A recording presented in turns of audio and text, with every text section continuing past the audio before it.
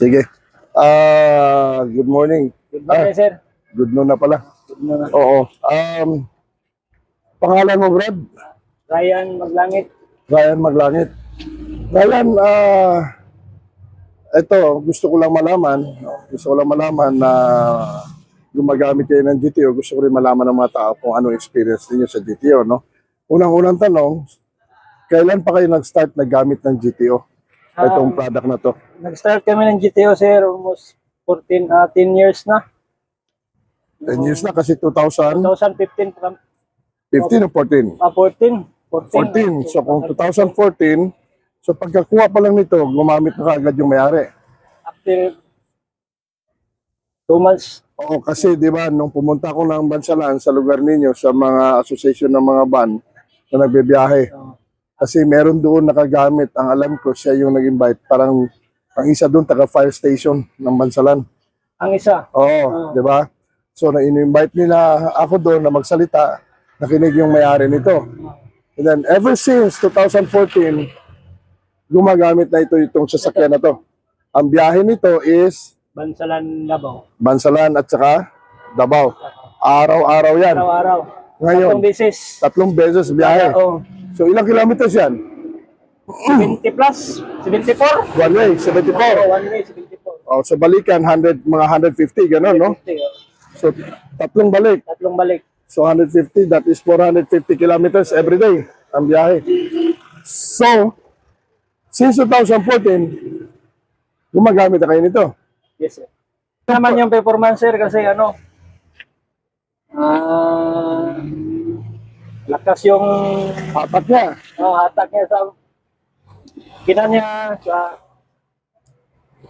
So ikaw yun yung, ibisaya na lang na to, ikaw yun ang nag-drive, ano no? Ever since. Kuyawan, no? So meaning, wala naging drain ng oil. Wala na. wala na. Sige, tanaw ta drain. Wala na. Kaya basta ingon nila, ikuha na ko ka. 10 years na na yung wide rin. 10 years, up na lang ka. Up na lang. Pag makulang, Dagdag. dagdag. Every 5,000 kilometers. Pero napoy time na abot ng 5,000, di siya makulangan. Hindi siya makulangan. So, top up na lang ka. Up na. Grabe, no? 2014 until 2024. Almost 10 years. Walay drain. O daily pag nga ginagamit kay ginapampasahero siya. Pero, Kuya, no? So, 2014, nagsugod mo butang ani.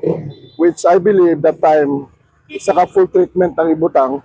And then every 5,000 kilometer, gabutang na lang mo ani. No, kumbaga sa Tagalog, every 5,000 kilometers, top up mo.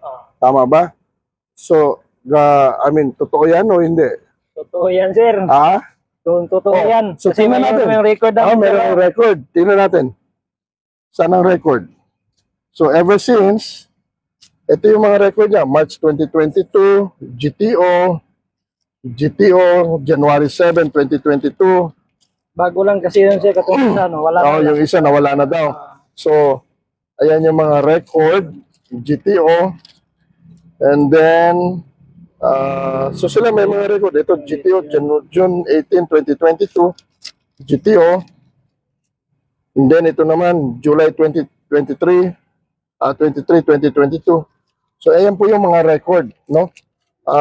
Na gumagamit itong van na to ng GTO. Okay? Ryan, no? So, ikaw yun ang performance. Kamusta ang performance yun? Mas makina, sir.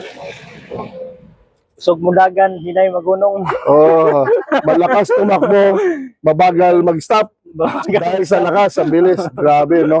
Oh, so, mabuti naman at nakunan ko kayo ng testimony ngayon kasi alam mo, kailangan kasi maniwala ang mga tao na makita nila na may gumagamit. May gagamit niya, wala ni chinsol, top up na lang. Safety kayo ni sir, ay. Good kayo, okay kayo. Ano ba? Okay, pagkakuha mo, pag-action mo kay drive, commuter mga, pas man mo magpadagan. Pag mag-overtake mo, di kayo malanganin, no? Di malanganin, ay. Gwapo siya. Gwapong isang kuha niya. Mo nang tested na namon ni. Bahala go di mi mag down sa city. Timbol na lang. Oh, yun ang sinasabi niya. Yung iba dyan, pwede na. Encourage mo sila. Mag-GTO na kayo kasi Oo. So, eto sila, ever since, no? Kasi tumawag sila kahapon, hindi namin nasagot dahil medyo may emergencies kami. Tapos, tawag sila ng tawag ulit dahil talagang ang gumagamit. Okay? So, sabi mo, siya masulti mo sa mga tao. masultin ako na itry ninyo eh para tested kayo, proved kayo na dugay namin nagamit ani. Ay mo kadlok, way tinsuil. Kay okay kayo ni. Salamat. Salamat. 10 years. Almost 10 years. User ng GTO, walang draining, top up lang. That's another proof. Napakarami na ho natin mga proof. Salamat sa inyo guys. Blessings.